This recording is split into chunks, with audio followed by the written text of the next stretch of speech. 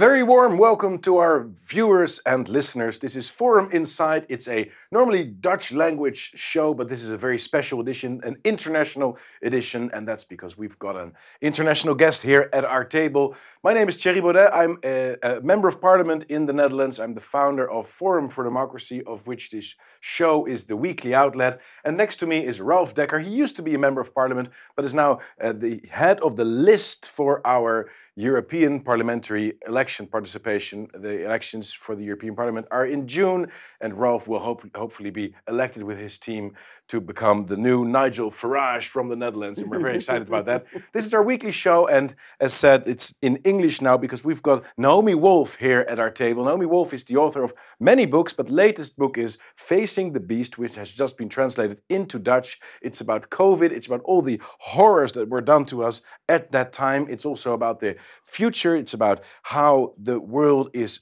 entering a possibly very dark period in which our freedoms will disappear in front of our very eyes. And the exciting thing is, Naomi, that on the one hand, I've been having the same thoughts about COVID and the influence of it. I've written a book about it, which has just been translated into English. It's called The COVID Conspiracy. I think there's a lot of stuff that we think the same about. But the exciting thing is also that we did not used to think the same. In the past, we were opponents very much ideologically. You were a radical feminist. You were involved with the Clinton-Gore campaign. You've been fighting for climate change measures with Al Gore. All these things. We were very opposed to each other, and now we find each other thinking very much the same about these great issues. So I'm very excited to have you here. It's a great honor, a great pleasure. And we have this element in our show that never changes. It's always the same, and that's that Ralph is pouring us a glass of wine before we start. So here we are. Fantastic. Very important. I chose a very innocent wine today. Nice.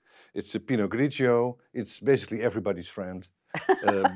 It's not insultive in any way. It's very easy drinking. Wonderful. So I think it should go along quite nicely with the conversation. Because it might be heated. This wine. This wine will keep us calm. chilled. Yeah. Excellent. It's a good tradition. I think so, yes. So we Very drink civilized. to human freedom Human freedom. and your health. Thank you. And transatlantic friendship among freedom Excellent. fighters. Absolutely. That's beautiful. Time. So thank you for being here. Thank you for having me. Here we are. Oh, it's so good. Oh, yeah. Great friendly start. one. Oh, God. Friendly one. So Naomi, tell us a little bit. You've been writing this book, I think, with a shrinking heart, a sinking heart. How do you say this in English? You felt Both are worse true. and worse every chapter. It reads a little bit like a nightmare, but except for the fact that instead of a dream, this is fact. It is all true. It's Real. been happening to us. Can you believe it? Where do we start? Where do we start? Well, I guess I should tell your audience what the book is about. Okay.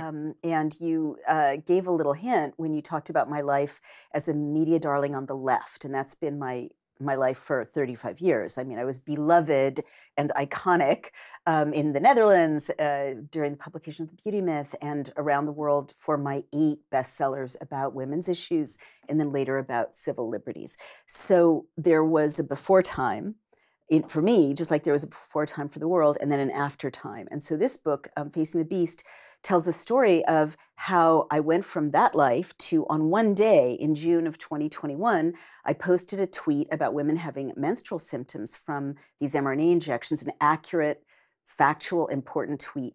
And overnight, I was deplatformed from all the platforms, globally smeared, became a non-person around the world, but certainly with my news outlets and platforms that had sought my opinions or my work for decades. And I was forced into a wilderness that turned out to be a blessing because the only people who would talk to me were conservatives and libertarians because they cared about women and children and freedom.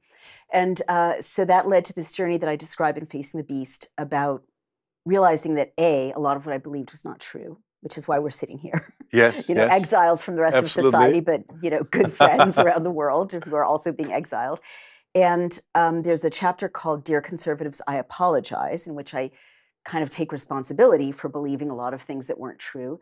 But it also tells the story of how our world of civilized norms and human rights and freedom, the world of the West and of the United States got turned upside down overnight, and how I became, horribly disillusioned with my own tribe for going along with and that's very discrimination and so interesting on. because, in a way, us conservatives have been out in the wilderness for a bit longer. Yeah. But I've also experienced this being kicked out of all the mainstream media, and I used to be something of a media darling of my own a little bit. That was fun, right?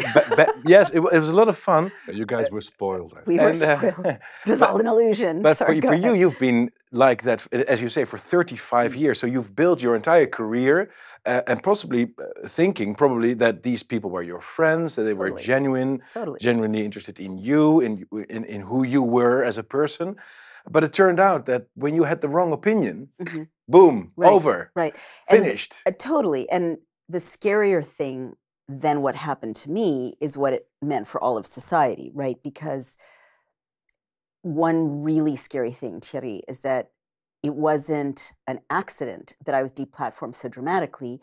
In a lawsuit by America First Legal, my co-defendant is Donald Trump, actually, or my co-plaintiff, that's a slip. My co-plaintiff, he's so often a defendant in the news. It turns out in discovery that it was the White House that singled out my accurate tweet about women's health and about, the health of future babies, and gave it to senior people at the CDC and looped in law enforcement and the Bureau of the Census, which knows where I live, know where my children live, absolutely terrifying, and put pressure on Twitter and Facebook from the highest levels, from the White House level, to get rid of that tweet, get rid of that person who is tweeting, be on the lookout. They said, BOLO, be on the lookout for this tweet and for tweets like this. And so all the horrible repercussions that happened after that came from a president for whom I'd voted.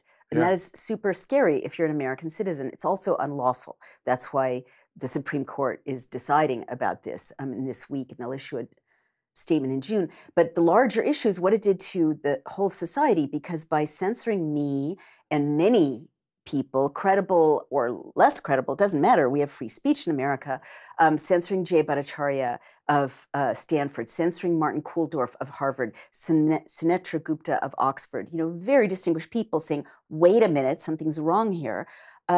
They killed millions of people and they sterilized millions more. Yeah, let's wind this down a little bit. In June 2021, for Biden White House, that is. Biden White House. And for the context, about a year and a half into COVID, right? Because COVID started, roughly speaking, January, February 2020. Right. That's when the world became aware of it. In March 2020, all the first lockdowns were institutionalized, and then it took about half a year, 3/4 of a year for the first vaccine injections to be given to people. Right. And then again, about half a year, 3/4 of a year later, in June 2021, people, you spoke out. How did that come about? How did your journey towards doubting the official narrative develop? Well, I was very lucky because I'd written a book in 2007 called The End of America. And that prepared me to recognize quickly what was wrong. In 2007, I looked at times and places in European history and Latin American history when a democracy had been subverted. And what I found was that whether they're on the right or on the left, tyrants, people who want to close an open society, always take the same 10 steps, that it's a map. And we in the United States do it to other nations when we want to subvert them. It had never been done to us. It's like limiting the free press, making people fearful, and so on, right? Yeah, declaring a state of emergency, creating a militia, a surveillance society, censorship, targeting journalists, criminalizing certain kinds of speech. I mean, it's an absolute map, and it ends in step 10, which is martial law or emergency law. And once you're living under emergency law, there's really no going back without a revolution or without bloodshed. God forbid, because at step 10, you no longer have the tools of a democracy or a republic with which to regain your republic. So by June of 2020, in New York State, Governor Cuomo had announced emergency law, and in June, he said you can't have more than 6 people in your home at one time. And I thought, well, that's unconstitutional. We have the First Amendment guarantee of freedom of assembly. And I said at that point to my husband, they're never going to let us out without a fight. You know, this is not going away. So very early on, I recognized that tyrants invoke an emergency. And I've been in conflict areas around the world. And when there's a real crisis, and I've studied 400 years of English literature, when there's a real epidemic, when there's a really serious disease, when there's a real terrorist attack or something really bad is happening, real leaders don't scare people. They calm things down. And the other thing I knew from reading 400 years of English literature is that the human race has epidemics all the time. You know, cholera, typhus, yellow fever, tuberculosis, you know, on and on. And what we were being told to do, stay inside, multi-general households, don't go to the playground, don't go hiking, don't get sunshine, be afraid, be under stress, be isolated. All of this was the opposite of what public health knowledge had been since the Crimean War. Yeah. Since the Crimean But you War. could say that already from 2007, you were no longer an unconditional believer in the right, the state always being right. You were already skeptical by that time. Yeah, because when this would have happened in 2000, right, you would have followed the lead probably. Yeah, no, well, I mean, the trouble Possibly. with I did have a good education, and I'm the granddaughter of someone who lost 9 brothers and sisters in the Holocaust. So I did write an essay in which I noticed that in America, a lot of the leaders of the freedom movement come from ancestries that have been genocided. Like a lot of them are Irish or African American or Jewish or, you know, Armenian, people who know that the worst can happen, right? So I think given my family history, I always knew it could happen. You have to have a skeptical stance, let's say. Okay. And that it can happen fast. You know, you never, as a Jew in America, if you're alert at all, you know that a society can go from a civilized, pluralistic, you know, nominally democratic society in which you're having a thriving business and you know, are socializing with your neighbors to the opposite in a matter of, you know, few years. And your warning here, and I think that's really the main point in the book, is that we are already very far down this track towards totalitarianism and an totally unfree society. Right. And that and this the tweet that you were talking about, the June 2021 tweet, where you first spoke out against the vaccines and about the risks of the vaccines, indeed was entirely factual. I've got a small sheet here where we see the negative side effects, just to compare a little bit with all of the negative side effects of other vaccines in history. And you see this COVID vaccine, boom, it just blurs out. Yeah. And it was administered indiscriminately to people of all ages. And it was really very much pushed by the political class. Right. You don't want that tragedy to happen to you, is what Joe Biden said. And also in the Netherlands, it was very, very strongly promoted by the government. Mm-hmm. But it is very dangerous. And at the same time, we also knew by June 2021 that the COVID was not as lethal at all as it was presented. It was presented as like an Ebola virus or something, but it was hardly more deadly than the flu. Yeah, I mean, I think we can't say anything kind of categorical about how deadly it was, because as I exposed in the prequel to that book, which is called The Bodies of Others, all the data don't check out. None of the data are real that had to do with the, you know, surges and infections. The data sets were all hidden. You weren't allowed to look at the original data sets for all those COVID maps. Well, I'll show you. This is a pyramid. This was shown to us in Parliament in the Netherlands in April 2020 already.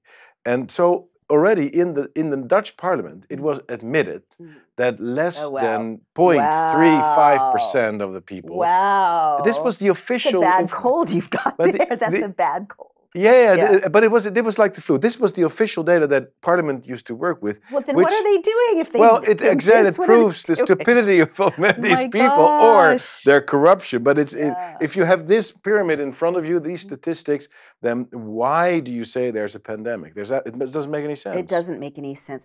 Yeah, and I guess that was the other thing that was so useful. Like, history's so useful.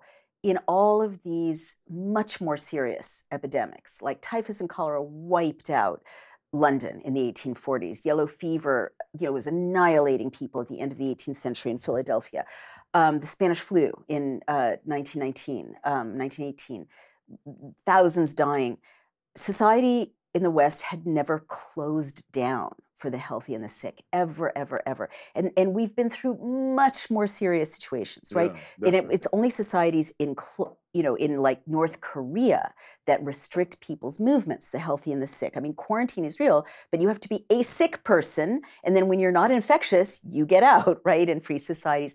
But the model of you're restricted, your assembly is restricted, that's the Warsaw Ghetto, right? Or that's an Indian reservation. And I've got a chapter in The Bodies of Others where I point out that nations enclose and restrict the movement of peoples when they are preparing to steal their goods. And that's what happened to the Native Americans. They became disempowered by being restricted on reservations, their commerce restricted. It happened to people in the Warsaw Ghetto, disempowered, preparatory to massive theft, massive transfer of wealth. And that was happening to all of the West. And that's what happened. I mean, I followed the money in The Bodies of Others, and to some extent in Facing the Beast, by locking us down and driving us onto digital platforms. A handful of people who all colluded in something called the COVID-19 Project, starting before, March of 2020. Event 201. Different set of people, but aligned. This was big tech, right? So big tech, Bloomberg, Microsoft, Amazon, they all colluded. Nintendo, believe it or not, the game, digital game maker, right? They colluded to propagate fear messages about what was happening while we were locked down. Then we were all driven onto their platforms, and their net revenue went up 23%, while mom and pop shops crashed. The assets were swept up by BlackRock. Small landlords had to sell their assets at fire sale prices. Their assets were swept up by BlackRock. And Amazon and Microsoft and Nintendo and so on made 23% average net revenue in 2021, 2022, surplus over and above. Yeah. So massive transfer of assets, intentional. And I run a digital, I run a tech company. If you keep people from gathering in real restaurants, you're going to get more sales ordering food on DoorDash. If you keep people from, going out bowling, you're going to have more sales on Netflix. I mean, it's just simple math. So what happens when you ring up one of your old friends from journalism? Surely you have people working at New York Times or wherever, CNN, and you say, guys, we've been working together for 25 years or something. We've been friends. You've been reviewing my books. We've been having conferences together. I know that's the kind of life you used to have. Right. You go on trips with them, and then now they don't want to talk to you anymore. What's it like? Well, it's sadder than that. I mean, my good friends, many people who've lived through these last few years, their families and friendships have been shattered or fractured, right? And I mean, the blessing is you find new friends and you find new family members, but it's sadder than that. A lot of my closest friends told me they were disappointed in me. Disappointed. Not mad, just disappointed. Disappointed, right? Judgmental. Some said that I was endangering people, because of what I was putting out. A lot of people in my former world are very angry at me because I talk to conservatives and because I talk to people they don't agree with. And these used to be like tolerant, open-minded people. And they wouldn't have any of the criticism of the vaccines. They don't want to talk about that. They don't want to talk about that. Because, well, think about it. I mean, most of them have this in them, which is bad enough.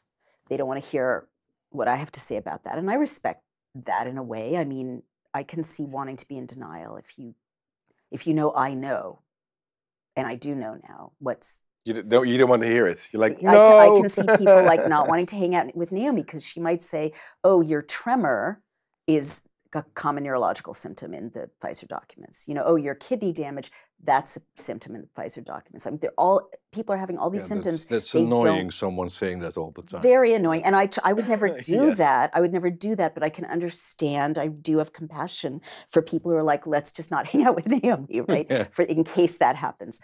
But I don't have respect for, part of the reason I'm not hanging out with my old colleagues, most of them, is that I no longer respect them. And I'm not on the lists anyway, for the most part. Although it's interesting, the further ahead Donald Trump is in the polls, the more invitations I get. Right? Yeah, yeah. I mean, I'm not endorsing anybody, but it's like these people are so craven that they just go like a magnet to where they think power and safety are going to be. But I don't respect them now because they claimed to be rationalists and they believed errant nonsense without asking any questions. They didn't act like journalists. Yeah, and they don't come back to it. I mean, you can be fooled. Right. But then afterwards you could say, okay, no acknowledgement.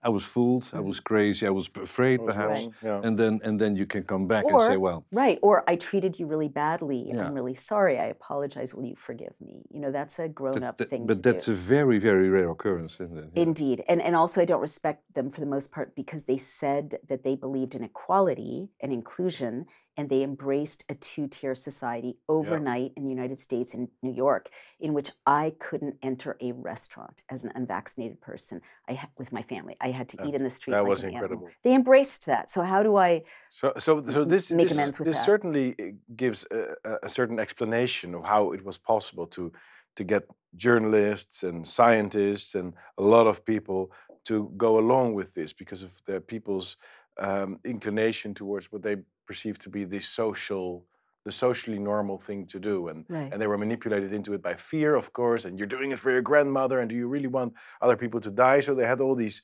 threats that they threw at people as well.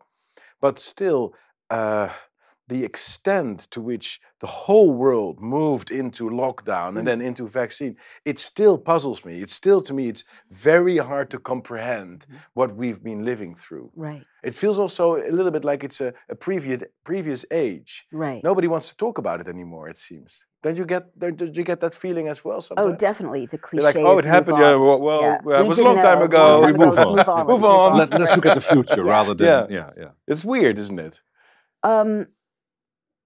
It is weird. I mean, trauma and all these does prime that. ministers in Europe that were giving exactly the same speeches on the 13th of March. Oh, like they're all sitting there, like almost literally the same speeches. Oh my God! Like what? Well, but that's also the same twist it took, because it was in the beginning we got a whole explanation about herd immunity. Right.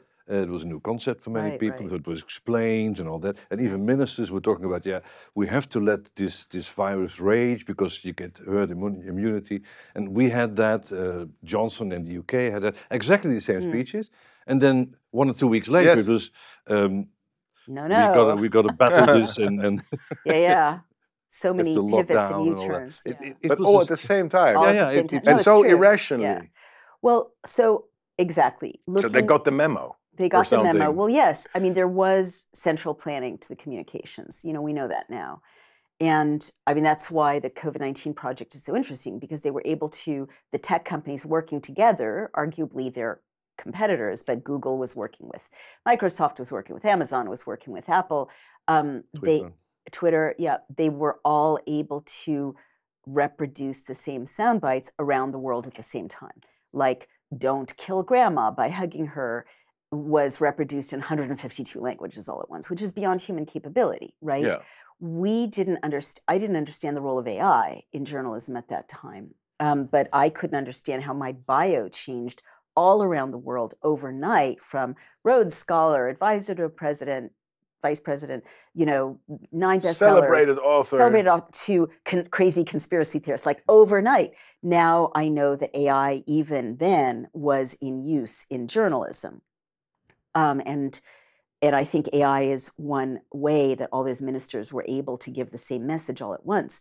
But as you know, because you've read to the end of my book, I also look at that synchronicity, which is beyond human capability, because in human history, normal times, someone makes mistakes, right? Or someone doesn't go along, or someone's too rich to be bribed, or there are factions or assassination attempts or mistakes, or, Hitler doesn't think about Russian winter with his fashionable uniforms, like there's human error in normal times. But what we saw with that synchronicity around the world of evil, perfection, and the delusion that descended, as you just described, on maybe 60% of the population. And then the target of the evil, right, which is the human face made in, I would say, the image of God, right? Our scriptures say that. Or the sacrifice of children, you know, parents who would protect their children from anything, handing them up to have an experimental injection put in their bodies, handing them up to suffocate their little faces. Or you know, with the thing in the nose, thing in the babies, nose, that's just horrible. It was so horrible. Or the closing of churches and synagogues and mosques, and no protest. 6 men of faith in all of the Western world protest that, right? Over and over and over. It was no dancing, no singing, no music, no... Letting your loved ones die alone. Let them die alone. The killing of the elders by remdesivir and midazolam in Britain. Yes, yes. And, you know, remdesivir in the US. Remdesivir was a true killer. Yeah. A true killer, euthanasia. The rollout of assisted suicide programs in Canada that start with the elders. Now they're aimed at, you know, depressed teenagers. The lowering and lowering and lowering of the barriers to abortion, so that now in the US you've got, and I'm pro-choice, but this is insane and savage. In the US you've got, like, you can neglect them for a month after they're born, neglect them to death, and that's not a crime. Like, it was all this attack on everything that connects us to the divine, right? And all of this attack on that which makes us human, you know, in the sense of more than animals, right? Yeah. And more than, like, units to be trafficked. Evil manifested itself on Evil Earth. manifested itself on Earth. So as you that's know... the final chapter. That's the final chapter, but we're skipping ahead. Yeah, yeah. Well, but we don't have so much time, but right. I just think that it's very important, because apart from describing what happened, you also try to give a deeper, you try to make sense of it all, and you talk about energies, and that the energy in the world was really different, or became really different during COVID, and I feel I've sensed that too, like this dark cloud that came over us, and it sometimes felt that people were really hypnotized by this, right. In a way that it's also described in Lord of the Rings or something. It's like there's this little ring that makes you go mad and implement policies that are unacceptable to any rational person. Right. Well, exactly. So yeah. So I couldn't understand what I was seeing in normal human terms. It wasn't possible. So I did conclude that we're no longer living in normal human history, and that we're living in some sort of metaphysical history, and that there's a metaphysical force that has been unleashed on the world, and that it really is a battle, a spiritual battle between good and evil, that, you know, the COVID measures and the loss of freedom and all of these political symptoms are manifestations of this metaphysical battle. And I guess I will just kind of confess, which is rare, you know, in the past. I didn't do it because as an intellectual in the West, you weren't supposed to talk about God, right? But I think we're no longer in that time where we have the luxury of not talking about these things. I'm not proselytizing. These are very personal choices and beliefs, but I had to conclude that because I saw the evil manifest beyond human capability, I had to conclude that I had to believe in God more literally than I had, because this evil must be aimed at something. And then I did drill down deeper and ask, what is the nature of this evil? And to try to summarize a complex kind of journey in the book, to me, Satan wasn't good enough, right? Because Satan is a pretty late construct in the form most people think of it. And it's also like Satan still cares about God, and Satan still cares about people in a negative way, right? Still involved with humans. This force didn't feel like that. So I was very persuaded or intrigued by a book by a Jewish Christian named Jonathan Cahn, meaning he was born Jewish and he kind of became a Christian. And he made the case in his book, The Return of the Gods, that really what has happened, and it felt right to me, is that the West had taken its hand out of the social contract with Judeo-Christian ethics and done its own thing. And that as a result, God had kind of withdrawn. And in that vacuum, these dark forces that he describes with these pre-Judeo-Christian names, right? Malach, which is violence, and Baal, which is just pure power, devourer of children, and Asherah, which is like licentious sexuality with no respect for the family or for relationships, that rushed in.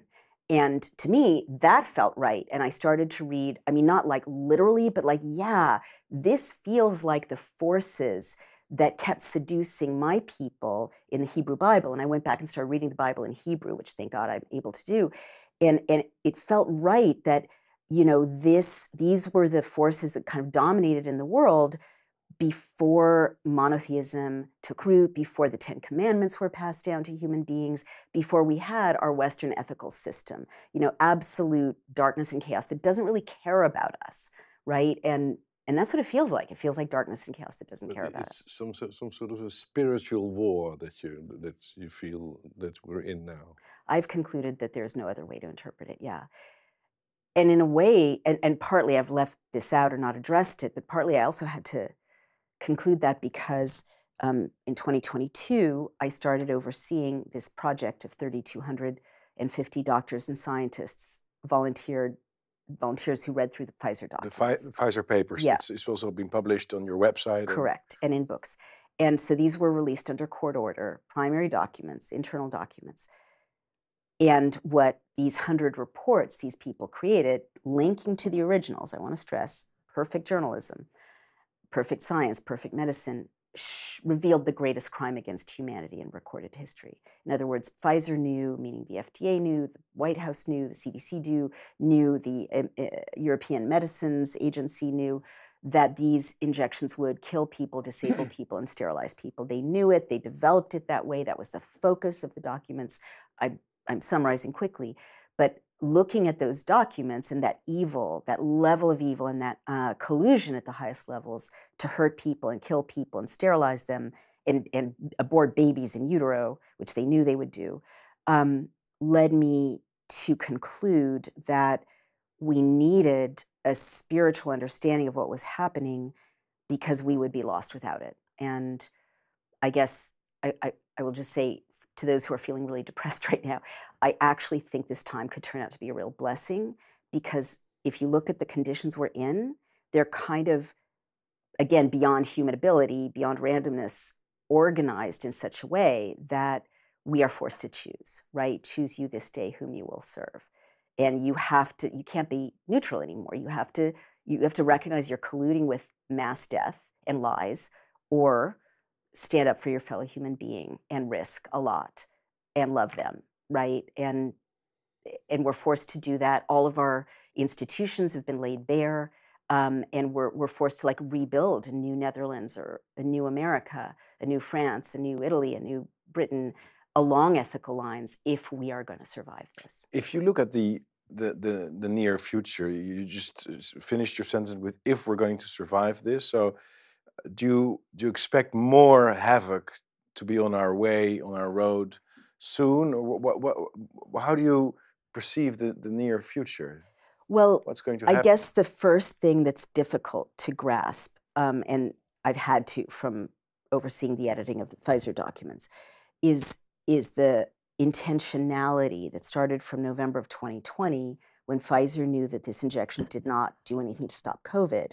And in fact, the third most common side effect of the Pfizer documents is COVID. And Pfizer concluded a month into rollout. The third most common side effect is of getting the vaccine. Is getting COVID. Is COVID. I'm not sure that everybody got this, but yeah, this is scandalous. Yes. No, you got to process that, meaning everything that followed, the mandates and the screaming and the forced injections, all based on a lie. And they knew it was a lie. Yeah. Failure of efficacy or vaccine failure is Pfizer's words. Those are Pfizer's phrases 1 month into rollout. So they knew that the injection would damage the hearts of children, and they covered it up. They knew that the materials bioaccumulated in the ovaries, the liver, the adrenals, the spleen, crossed the blood-brain barrier, damaged all of it. They covered that up. They knew there was an 80% miscarriage and abortion rate for pregnant women in the Pfizer documents. They covered that up. They told men who were vaccinated not to have sex with women of childbearing age without using 2 reliable forms of contraception, because there's something in the semen of vaccinated men that they thought could be harmful. They covered that up. They knew babies were getting sick and dying. They have charts of sick babies, thousands of sick babies from nursing their vaccinated moms, because the spike protein, the lipid nanoparticles, the mRNA gets into the breast milk of vaccinated women. They covered that up. They knew that 2 babies died in utero due to, their words, maternal exposure to the vaccine. They covered that up. There's, COVID is a respiratory disease.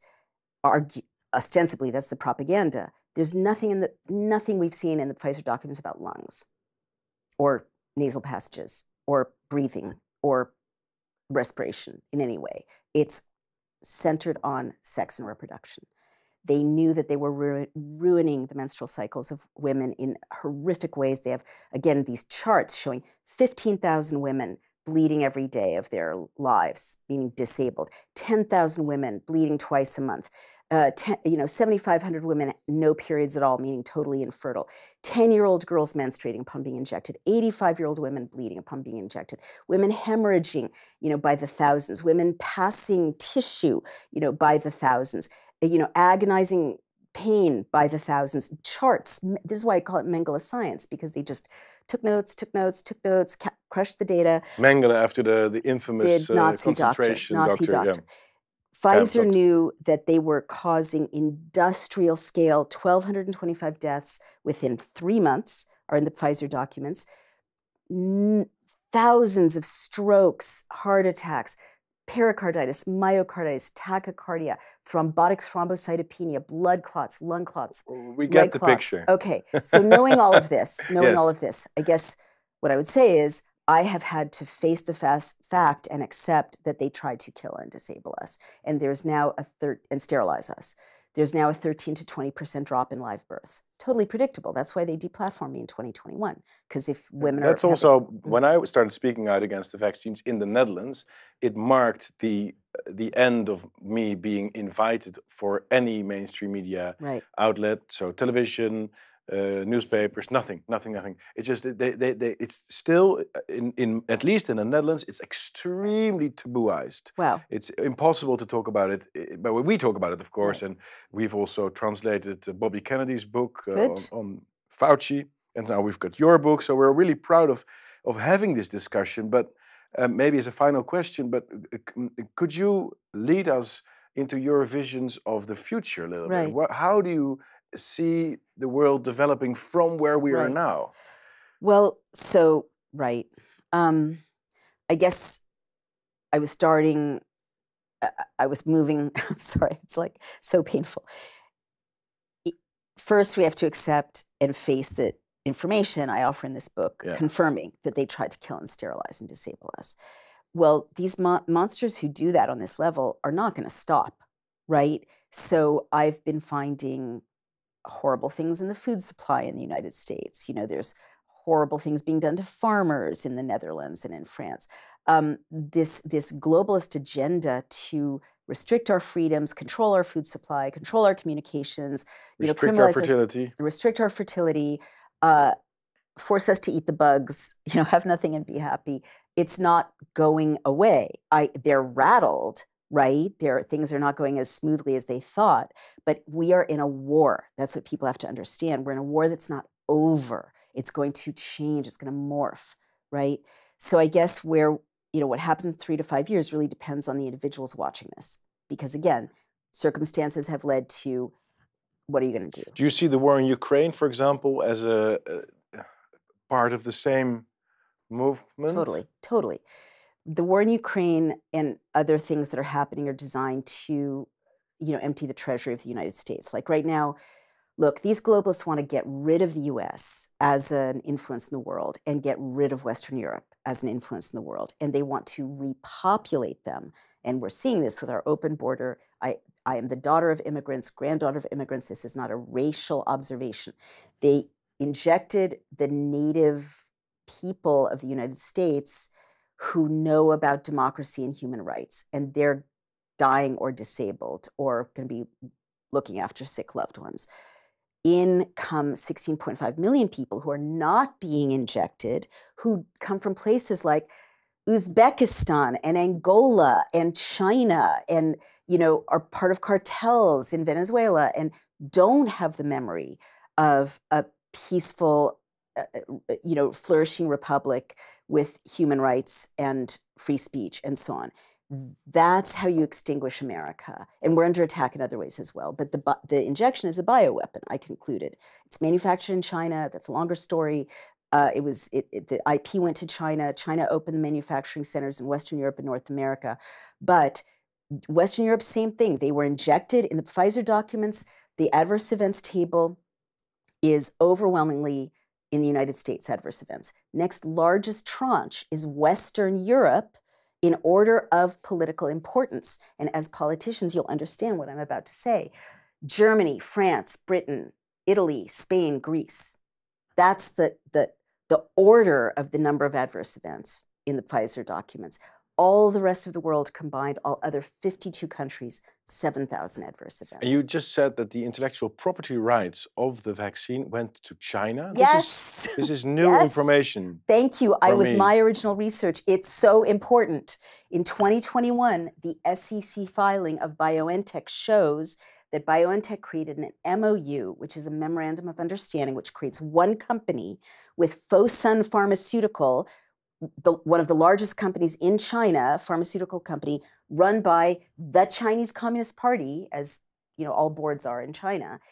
They created 1 billion doses, not for use in China. They have another injection for export.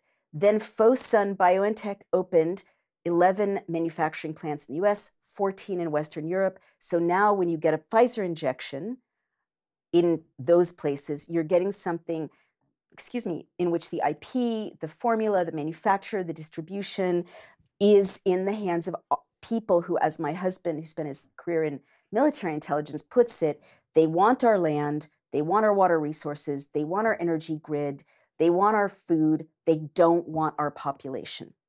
And China has aligned with the Bill and Melinda Gates Foundation, the World Health Organization, the World Economic Forum, all of these nasty globalists to accomplish this. And the injection is one method. And immigration is the other side of this pincher movement to squash and erase Western Europe and North America. It's a bleak picture, isn't it? Got to face it. I mean, we faced massive fascism before and won. This is just different. Because first step is facing it. The second step is what? Fighting it. I mean, I was saying it depends on what we each choose to do. You guys chose to fight. Your lives changed because you chose to fight. You didn't go along with it. My life changed because I chose to fight. What I want to tell everyone watching is, having studied the history of fascism or totalitarianism, people who are deciding right now, I'll be quiet and that way I'll stay safe, they are making a serious tactical and strategic error. History shows that now is the safest time to speak up and resist. And if you stay quiet, you don't get safer. You get, put in a quarantine camp. Your kids get taken away from you. You get switched off on central bank digital currency if you say something the state doesn't like on social media. Now is the time to resist. So we all have to join the movement, so to speak. Exactly. In the Netherlands, but also in America, we wish you all the best. We're very, very grateful for you, for having had you here in this show. Oog in oog met het beest is the Dutch title, and of course, Facing the Beast is the English language title. Naomi Wolf, thank you so much for being here, and you can count on us to join you in the fight. Thank you so much. I'm glad to have such colleagues in the trenches. Thank you. Thank you for watching.